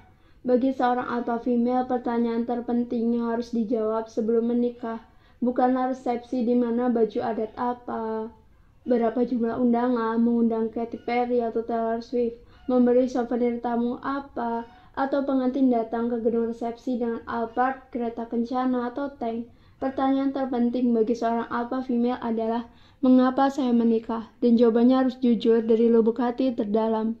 Kenyataannya banyak sekali alasan menikah sebenarnya yang mungkin tidak diakui terang-terangan oleh perempuan, atau lebih parah lagi, bahkan tidak disadari. Misalnya, menikah sebagai checklist yang harus dicentang supaya komplit, menikah karena desakan orang tua, bukan karena keinginan sendiri, menikah karena deadline atau takut ketuaan, menikah karena mumpung ada yang mau, bukan karena merasa ini laki-laki yang terbaik, menikah karena ingin ada yang membiayai hidup atau keluar dari masalah keuangan, menikah karena ketakutan semua teman-teman dekatnya sudah menikah, menikah untuk menghindari cemoohan keluarga besar dan lingkungan, dan banyak alasan lain yang tidak berhubungan dengan cinta atau bertemu dengan pasangan hidup yang benar-benar kompatibel.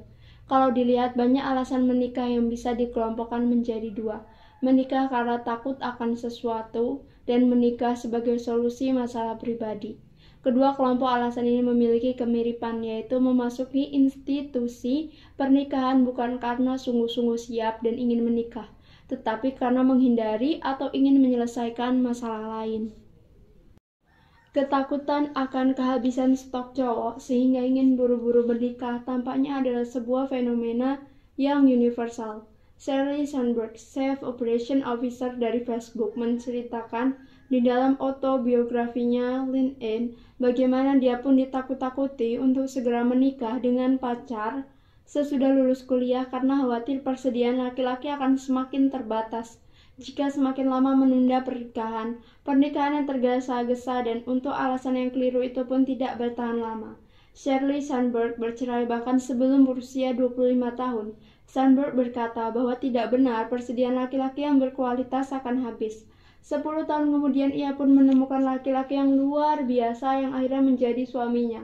Jika Alpha Female menikah, dia akan menikah untuk alasan yang tepat dan waktu yang tepat. Karena dia merasa sudah menemukan laki-laki yang bersamanya, dia dapat tumbuh menjadi lebih baik.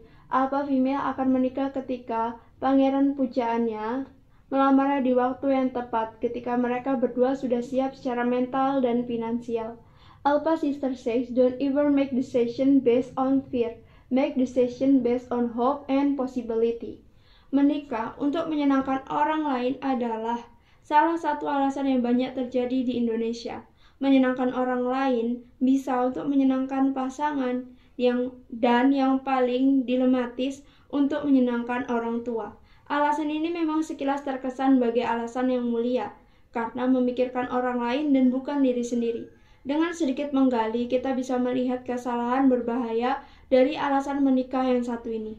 Mengiyakan keputusan menikah untuk menyenangkan orang lain memang akan berhasil, tapi untuk jangka pendek, misalnya kamu menikah untuk menyenangkan orang tua, padahal kamu belum yakin dengan pasangan kamu atau belum siap untuk menikah. Orang tua memang akan bahagia berseri-seri di hari pernikahan dan mungkin selama beberapa bulan pertama. Namun bagaimana ketika bulan madu berakhir dan kamu justru semakin ragu dan menyesali putusan tersebut? Kamu sudah terlanjur berada di dalam sebuah ikatan resmi. Akhirnya kamu tidak bahagia di dalam pernikahan. Dan ini akhirnya akan terlihat juga oleh orang lain, termasuk orang tua yang ingin kamu senangkan sebelumnya. Dalam jangka panjang, pernikahan yang gagal akhirnya membawa kesedihan dan kekecewaan semua orang. Itulah tragedi yang mengintai pernikahan yang dilakukan karena ingin menyenangkan orang lain. Satu lagi alasan yang sering saya dengar adalah menikah untuk menghindari dosa. Menghindari dosa adalah hal yang baik, namun menikah hanya untuk menghindari dosa berpotensi menimbulkan masalah. Menikah hanya untuk menghindari dosa memperkecil nilai pernikahan. Pernikahan hanya dijadikan sebagai surat izin berhubungan seks. Padahal pernikahan jauh lebih besar dan lebih kompleks dari sekedar pemuas nafsu. Menikah hanya untuk menghindari dosa itu bagaikan seorang memutuskan membeli mobil supaya bisa mendengar lagu di radio saat macet. Padahal fungsi mobil jauh lebih besar dari sekedar radio, dan memiliki mobil membutuhkan banyak pemeliharaan dan tanggung jawab. Demikian pula hanya dengan menikah. Belajar mengerti sifat pasangan, belajar menyamakan visi dan mimpi, belajar bertengkar dan memaafkan, belajar mengatur keuangan rumah tangga, belajar membesarkan anak. Ada begitu banyak aspek di dalam pernikahan di luar seks. Mereka yang menikah hanya untuk menghindari dosa harus siap kaget ketika menyadari menikah jauh lebih besar dan kompleks dari urusan seks.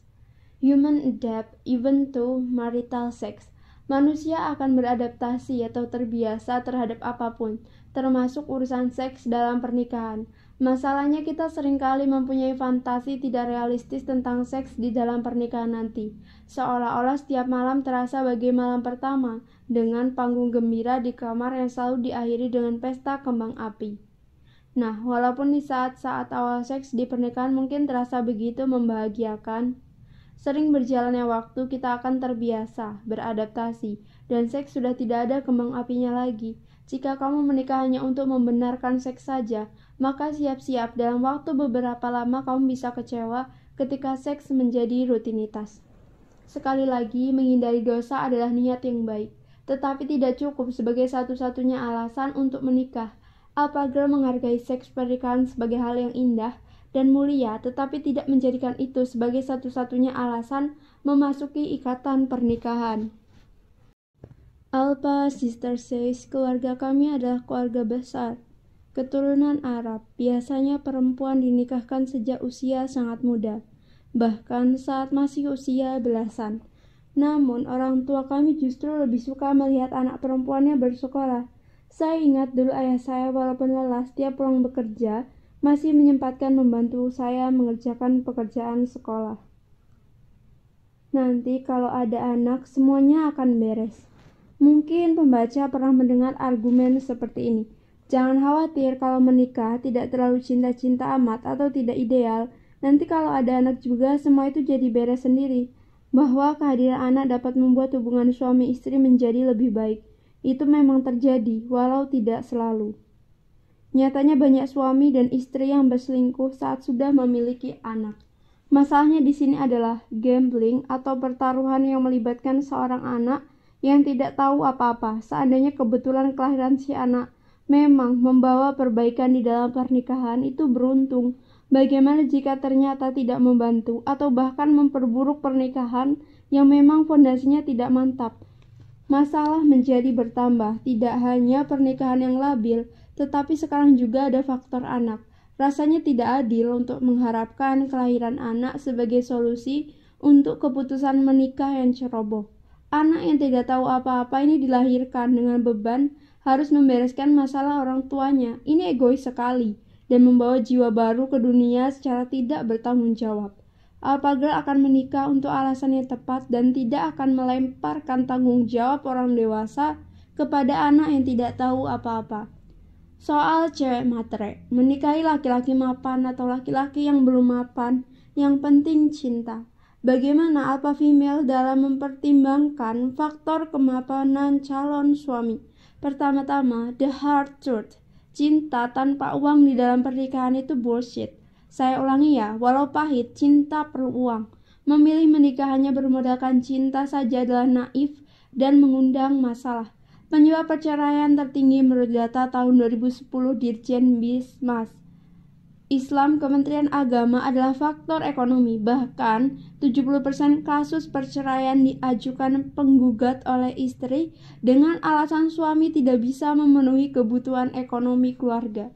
Jadi data sudah menunjukkan betapa banyak perempuan Indonesia menikah yang akhirnya menuntut cerai karena urusan ekonomi. Masih percaya dongeng bahwa cinta akan mengalahkan segalanya? Kalau mengutip Pujangga Agung zaman Pajapahit. Hanya di cerita dongenglah pernikahan cukup bermodalkan cinta. Bahkan kalau diperhatikan dalam kisah dongeng atau drama Korea pun, si putri akhirnya menikahi pangeran. Atau cowok miskin tetapi ternyata pangeran yang sedang menyamar. Atau cowok miskin sungguhan tetapi ternyata dia anak orang kaya yang dibuang dan akhirnya mendapatkan kembali seluruh kekayaannya. Baik di dongeng atau drama Korea, ujung-ujungnya si cowok pilihan akhirnya tetap tajir juga kan.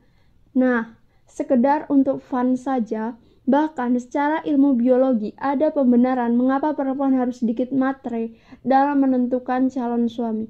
Karena secara faktor reproduksi, perempuan sudah terlebih dahulu mengeluarkan ongkos biologis yang lebih besar. Dalam setiap siklus subur hanya ada satu sel telur yang siap dibuahi. Bandingkan dengan laki-laki yang melepas 40 juta sampai 1,2 miliar sperma setiap ejakulasi. Ini berarti nilai sebuah sel telur menjadi sangat mahal karena jauh lebih sedikit tersedia dibanding sel sperma yang begitu berlimpah. Ongkos biologis berikutnya adalah ketika sang perempuan hamil. Saat hamil, perempuan harus memelihara si janin selama 9 bulan. Si janin mengambil sebagian nutrisi dari sang ibu selama masa mengandung. Sesudah lahir pun, ibu harus masih memberikan nutrisi kepada si bayi jika ingin si bayi bertahan hidup dan sehat. Bandingkan dengan laki-laki yang praktis, sesudah membuahi si perempuan bisa langsung cabut dan sudah siap membuahi perempuan lain dalam beberapa jam saja. Dengan ongkos biologis yang demikian besar dan harus ditanggung oleh seorang ibu, maka beberapa ahli psikologi evolusi beranggapan sangat alamiah dan wajar jika perempuan memiliki insting mencari pasangan yang bisa memberikan jaminan materi atau finansial. Toh si perempuan juga akan mengeluarkan begitu banyak tenaga saat reproduksi. Jadi istilah materi belum tentu negatif. Seorang perempuan yang ingin berumah tangga harus memikirkan aspek materi dan kemapanan calon suami. Bahkan jika sang perempuan bekerja sekalipun, bagi para perempuan single yang merasa cinta saja sudah cukup. Ingatlah kakak-kakakmu yang sudah menjadi 70% istri, yang akhirnya menuntut cerai karena alasan ekonomi.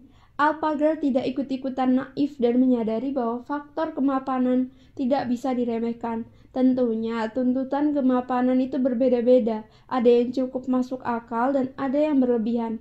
Misalnya menuntut calon suami harus memiliki helikopter untuk menghindari macet. Apakah calon suami harus mapan sebelum menikah? Ini adalah pertanyaan yang juga sering saya terima. Cukup banyak perempuan yang berkata bahwa bukankah kemapanan itu nanti diperjuangkan bersama, jadi tidak perlu menuntut si calon suami untuk mapan sebelum menikah. Yang lebih penting bagi Alpha Girl di dalam menilai calon suaminya bukanlah harta yang sekarang dimiliki atau nanti, tapi apakah sang calon suami menunjukkan potensi untuk bisa mapan dan menafkahi keluarga. Kapasitas untuk bisa menjadi mapan ini bisa dilihat sejak masa pacaran. Apakah si cowok terlihat seseorang yang pekerja keras dan tekun? Apakah dia terlihat mempunyai kecerdasan dan kedewasaan emosi untuk bersaing di dalam karir atau bisnis? Bagaimana si cowok bereaksi dalam menghadapi kegagalan? Apakah menangis, galau bertahun-tahun, atau cepat bangkit dan berjuang lagi? Apakah si cowok terlihat punya jiwa kewirausahaan yang disertai ide-ide kreatif, dan masih banyak lagi sifat-sifat yang bisa menunjukkan potensi cowok untuk menjadi mapan, dan ini bisa dinilai bahkan sejak masa pacaran. Mengapa potensi cowok untuk menjadi mapan lebih relevan daripada harta yang dimiliki sekarang? Karena harta yang dimiliki sekarang bisa jadi bukan milik si cowok. Mungkin dia terlahir sebagai anak kaya, tajir melintir. Harta dan bisnis warisan bisa lenyap, tetapi jika si cowok ini terlihat memiliki potensi ulet, dia kelak bisa mapan dengan usahanya sendiri. Demikian juga dengan cowok yang saat ini belum mapan. Jika dia terlihat mempunyai karakter ambisius, senang belajar hal yang baru, pantang menyerah, attitude yang baik, bekerja keras, artinya dia memiliki potensi untuk menjadi mapan. Karakter yang sama juga berarti si cowok mampu cepat bangkit kembali jika harus berhadapan dengan kegagalan dalam hidup. Alpha Girl akan menghindari cowok-cowok yang terlihat tidak mempunyai potensi untuk menjadi mapan. Walaupun saat ini mereka berkelimang harta orang tua sekalipun, cowok pemalas hanya main-main saat belajar atau kuliah. Tidak punya ambisi apa-apa, selalu menggantungkan diri pada fasilitas orang tua. Selalu menganggap enteng kehidupan. Ini adalah sebagian dari sifat cowok berpotensi miskin yang tidak akan menarik seseorang Alpha Girl. Alpha Exercise. Lihat cowok-cowok di sekitarmu, coba kesampingkan sejenak harta yang mereka miliki sekarang dan coba melihat yang mana dari mereka yang menurut kamu punya potensi untuk menjadi mapan nanti dan seterusnya. Mengapa kamu menunjuk mereka apa yang ada di dalam diri mereka sehingga kamu berpikir mereka lah yang akan sukses secara karir atau bisnis nanti? Perilaku seperti apa yang mereka tunjukkan yang membuat kamu berpikir demikian? Beberapa hal yang harus dihindari Alpha Lover. Alpha Girl yang sedang jatuh cinta tetap berfungsi otaknya. Walaupun hati sedang berbunga-bunga, otak tetap berjalan bersamaan. apalagi ketika merencanakan untuk lebih serius melanjutkan ke pernikahan. Otak harus lebih lantang berbunyi daripada hati. Janganlah menilai calon suami dengan kriteria yang keliru. Menggunakan otak dalam memilih calon suami artinya juga menggunakan kriteria yang tepat. Melanjutkan topik di atas bahwa cinta saja tidak cukup. Selain soal kemapanan yang sudah dibahas, ada beberapa kesalahan yang sering dilakukan dalam menilai calon suami. Menilai laki-laki hanya dari kesolehan saja, sama seperti cinta saja tidak cukup. Soleh atau religius saja tidak cukup dijadikan kriteria satu-satunya. Menilai laki-laki hanya dari faktor agama dan ibadahnya saja adalah bentuk kemalasan perempuan yang mengira seorang laki-laki yang rajin beribadah otomatis sudah siap berkeluarga. Saya beberapa kali mendapat cerita mengenai suami-suami yang terlihat religius dan rajin beribadah, tetapi malas bekerja, bodoh, bahkan sedang berselingkuh. Perilaku religius, rajin menjalankan ritual agama, seringkali hanyalah perilaku di luar saja dan tidak otomatis menunjukkan kualitas seseorang di aspek lain dalam hidupnya. Menilai laki-laki dari latar belakang keluarga saja. Terkadang kita terpesona dengan latar belakang keluarga yang keren, terhormat, terpandang, atau kita senang dengan orang tua, kakak, adik, tante, kucing, dan ikan arwana dari pacar kita. Tanpa sadar kita berpikir, duh kalau keluarganya keren begini pasti cowok ini jaminan suami yang oke. Di sini ada kesimpulan bahwa jika keluarganya oke, berarti seorang cowok akan otomatis menjadi suami yang oke juga. Latar belakang keluarga bisa mempengaruhi seseorang, tapi juga tidak serta-merta menjadi indikator kualitas seseorang. Keluarga yang baik dan berkecukupan bisa saja memiliki anggota yang pemalas atau temperamental. Walaupun latar belakang keluarga penting untuk jadi pertimbangan, pada akhirnya kamu bukan menikahi seluruh keluarganya. Kamu hanya menikahi si laki-laki tersebut. Jadi, jangan sampai lupa menilai si laki-laki hanya karena keluarganya. Pada akhirnya hanya satu orang yang akan menjadi ayah bagi anakmu dan pendampingmu seumur hidup. Dialah yang harus benar-benar terbaik bagimu. Menilai laki-laki dari kebaikannya saja. Ini adalah kesalahan yang cukup sering dilakukan perempuan dalam menentukan calon suaminya, yaitu hanya terpesona dari kebaikannya saja. Kebaikan di sini adalah segala cara dia memperlakukan kamu, termasuk tutur kata dan perbuatan. Terpesona kebaikan seseorang laki-laki bisa dimengerti, mengingat begitu banyaknya laki-laki yang berperingai buruk, pemarah, cemburuan, egois, tukang pukul, kasar, dan lain-lain. Sehingga ketika menemukan laki-laki yang ramah, baik hati, dan lembut, rasanya sudah seperti menemukan spesies yang langka sekali dan ingin segera diamankan. Sebenarnya mencari laki-laki baik itu tidak salah, karena toh tidak ada perempuan waras yang ingin menikahi laki-laki jahat. Sayangnya, sifat baik, ramah, dan tidak sombong bisa jadi tidak cukup untuk membina rumah tangga. Bagaimana jika dia baik hati tetapi malas dalam bekerja, tidak punya ambisi sama sekali dalam hidup, tidak mau ikut mengerjakan pekerjaan rumah tangga, dan lain-lain? Apabila mencari laki-laki yang baik dalam tutur kata dan perbuatan, tetapi juga menelik kualitas-kualitas lainnya. Masih banyak kekeliruan lain dalam menilai calon suami yang tidak dituliskan di sini. Tetapi pola kekeliruan yang mirip dengan yang sudah disinggung di atas adalah memberi bobot yang keliru atau tidak proporsional pada satu atau dua kualitas saja, atau sebaliknya, terlalu mementingkan kualitas yang sebenarnya tidak esensial dalam membina rumah tangga. Ketika calon suami memiliki sifat buruk, saya menerima beberapa pertanyaan menyangkut pacar yang memiliki sifat dan perilaku buruk. Umumnya pertanyaannya adalah, apakah ada harapan dia berubah sesudah menikah nanti? Pertama, tidak ada orang lain yang bisa menjawab pertanyaan ini dengan pasti selain orang yang bersangkutan. Kamu tidak bisa meramalnya, orang tua juga tidak bisa meramalnya, apalagi tukang bubur ayam langganannya. Kedua, sifat dan perilaku buruk itu jenisnya banyak sekali dan bisa dibagi menjadi dua kelompok. Sifat dan perilaku buruk yang tidak prinsipil atau relatif sepele. Tidak ada manusia yang sempurna di dalam segala hal. Ada sifat dan perilaku buruk yang sebenarnya tidak terlalu prinsipil atau tidak penting. Misalnya seorang cowok yang malas mandi. Apakah ini hal yang benar-benar prinsipil? asal tidak keterlaluan seperti mandi hanya setahun sekali, atau sebenarnya tidak terlalu penting dan bisa diubah perlahan. Jika sifat atau perilaku buruk ini hanya bersifat ngeselin tetapi tidak terlalu destruktif, maka Alpager harus bisa belajar berkompromi. Saya mengerti bahwa standar hal yang prinsipil berbeda-beda di setiap orang, dan mungkin bagi sebagian perempuan, rajin mandi bukanlah hal yang bisa ditawar sama sekali.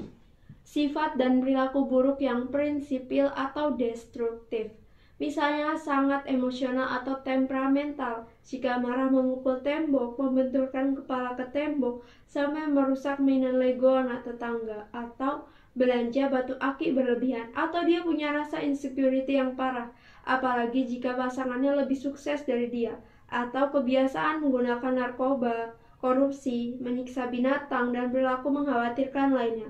Beberapa perilaku destruktif bisa jadi gejala masalah mental yang lebih serius. Alpager akan mewaspadai hal-hal destruktif yang bisa merusak pernikahan, bahkan mencederai dirinya sendiri atau anak di masa depan. Untuk hal-hal ini, seorang Alpager akan memberikan sangat sedikit toleransi atau bahkan zero toleransi. Kembali ke pertanyaan, apakah seorang laki-laki bisa berubah sesudah menikah nanti? Kalau dari saya, untuk hal-hal yang tidak prinsipil atau tidak destruktif, tidak apa-apa untuk berharap bahwa dia mungkin berubah. Logikanya, seandainya dia tidak berubah pun, what's the worst that could happen? Apa hal terburuk yang bisa terjadi seandainya sebuah kebiasaan yang sepele ternyata tidak bisa berubah? Misalnya kebiasaan buruk suka ketiduran di toilet. Seandainya dia tidak bisa berubah, ya sudahlah, ngeselin tetapi tidak ada yang terluka karenanya. Namun, kalau kebiasaan buruk itu bersifat prinsipil dan destruktif, kamu harus berasumsi bahwa dia tidak akan berubah, karena resikonya terlalu besar. Kalau kamu menikahi seorang laki-laki yang sudah kamu ketahui punya mental suka mengamuk, menyakiti diri sendiri atau orang lain secara fisik, ketergantungan narkoba, dan ternyata dia tidak berubah, maka konsekuensinya yang kamu tanggung besar sekali. Bahkan konsekuensi itu tidak hanya ditanggung kamu, tetapi turut ditanggung anak-anakmu. Pernikahan adalah salah satu keputusan terpenting dalam hidup seorang Alpager. Calon suami yang tepat bisa membawa surga dunia, tetapi calon suami yang salah bisa membawa neraka dunia. Jika ada kebiasaan-kebiasaan buruk yang sifatnya prinsipil atau mempunyai dampak besar bagi keselamatan jiwa anggota keluarga, maka itu bukan sesuatu yang bisa kita pertaruhkan. Jika ternyata laki-laki itu tidak bisa berubah, maka konsekuensinya bisa mahal, bahkan nyawa bayarannya. Menikahi orang yang salah jauh lebih menderita daripada hidup sendiri. Ketika Alpager tidak bisa memperlakukan pasangannya dengan baik. Sedari tadi pembahasan berkutat mengenai Alpager mencari calon suami yang terbaik. Ini juga berlaku dua arah. Sebelum menikah, apakah Alpager sudah melakukan introspeksi bagaimana ia sendiri memperlakukan pasangannya? Seringkali alpha female dipersepsikan sebagai istri yang galak dan memperlakukan suaminya dengan tidak hormat. Walaupun hal ini tidak bisa digeneralisir, tidak bisa dipungkiri memang terkesan banyak alpha female yang seperti ini. Ambisius, pemberani, tegas, blak-blakan adalah beberapa sifat alpha female yang berguna dalam menunjang efektivitas kerja. Tetapi jika dipraktikkan secara keliru terhadap calon suami, justru bisa berakibat buruk pada hubungan.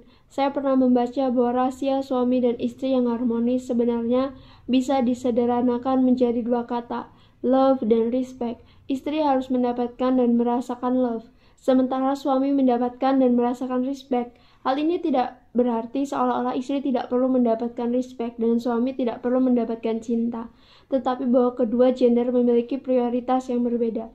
Istri ingin mendapatkan jaminan bahwa suami masih mencintainya seperti saat masih di awal masa pacaran, sementara suami ingin mendapatkan jaminan bahwa ia masih dihormati sebagai laki-laki sesudah menjadi suami. Hal ini mengingatkan tentang kisah banyak suami yang berselingkuh bukan karena kebutuhan seks atau mencari perempuan lain yang lebih cantik, tetapi justru karena respect ketika di rumah, suami diperlakukan dengan buruk oleh istri, tak dihormati, dimaki-maki dengan kasar, maka dia akan mudah tergoda oleh perempuan yang memberikan sikap hormat dan kekaguman kepadanya. Bahwa ego laki-laki itu sebesar Godzilla mungkin ada benarnya. Alpha Exercise. Pernahkah kamu melihat pasangan yang cowoknya ganteng dan keren banget, tetapi mempunyai pacar yang menurut orang-orang biasa-biasa saja? Coba lihat bagaimana si cewek memperlakukan si cowok. Mungkin si cowok mendapatkan perlakuan penuh respect dari si cewek, dan ini bisa menjadi lebih penting dari sekedar wajah cantik dan tubuh seksi. Alpha Girl tidak melulu menuntut kualitas apa yang bisa didapat dari seorang calon suami. Agar fair, dia pun memastikan dirinya layak menjadi calon istri yang terbaik juga. Menjadi alpha female bukan berarti mendominasi suami, tetapi tetap menerapkan asas kesetaraan dan saling menghormati. Disinilah diperlukan kedewasaan seorang alpha female untuk bisa menempatkan diri sendiri sesuai konteks.